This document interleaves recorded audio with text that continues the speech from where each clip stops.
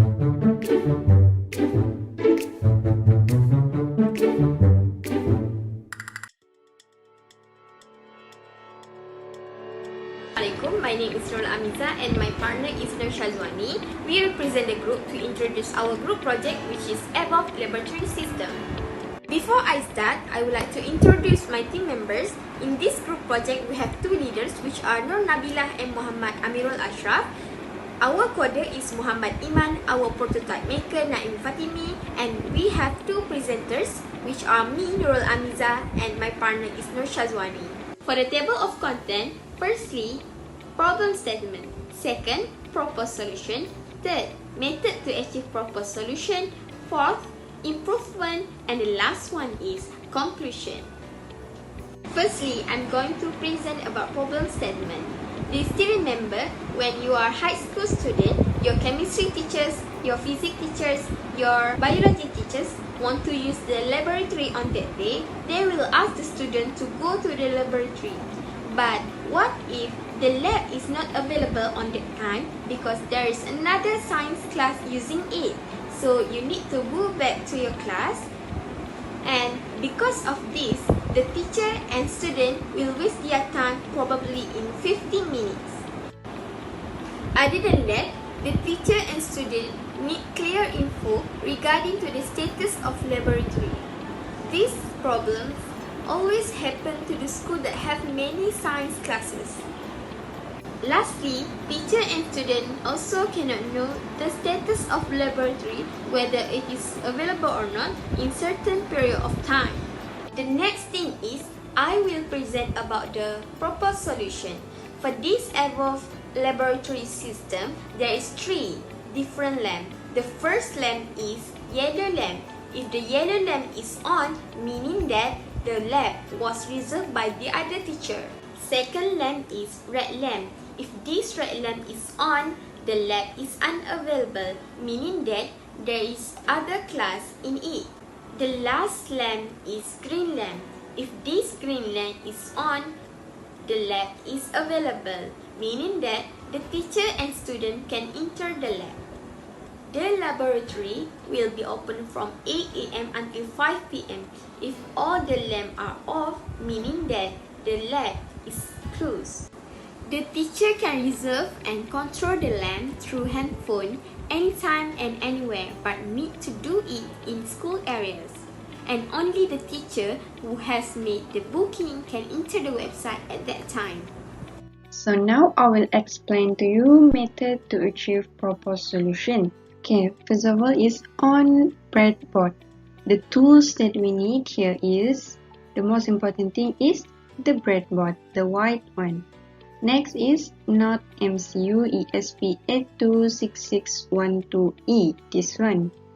And you will need 3 LED, red, green and yellow. Also 6 jumper wire, and we will need red, green and yellow jumper wire to differentiate the jumper wire. And last but not least, we will need 3 resistors. Okay, now we will look at our coding. This is our coding. The first thing is we add ESP266 Wi-Fi library. Okay, then here we modify our Wi-Fi name and password. For example, here my Wi-Fi name is Oppo Reno 5 5G and my password is 123456 Okay, here what happened here is we want to store current output that states of LEDs. And here we try to assign LED pins to GPIOs. Okay, now we will look at here. Here we initializing LED as the output and set them low. When code uploaded, LED will be off by default. Okay, these lines, okay, we try to connect unprovided SSID and password in every 500 milliseconds. And the last part here, when it gets connected, it will print IP address in serial monitor. From this, we can control our LED. Okay, we're moving on. So for this part of coding, ESP8266 is always listening to incoming clients in loop. So when request received from client, it will store data from client and print that to serial monitor. Okay, this section of coding, this section will check which button is pressed on your web page and turn LED on or off. Okay, what happened here is the code is displaying web page which is responsive in any browser, either you are on desktop or on mobile. So this line here, web page heading, is just heading in the web page. Okay, so this part, if LED red state is on, it will change button color and print not available. Okay, for this part of coding, if green LED state is on, it will change button color and print here available. Okay, while if yellow LED state is on, it will change button color and print reserve. Okay, for the last part of decoding, header here, this part, header variable will be cleared and stop connection with client.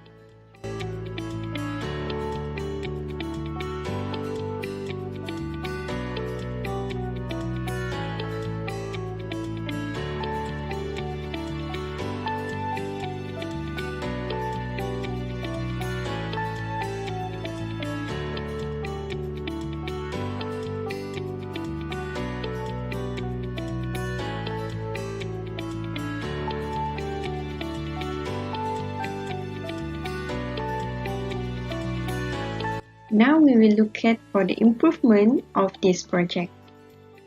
Okay, here are the few improvements that we can think of.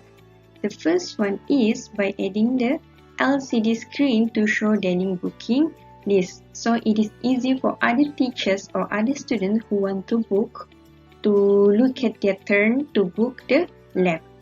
Okay, the second one is reserve button to replace the old manual system. So before this, we know that to book a lab, we need to write on the book, okay, our turn.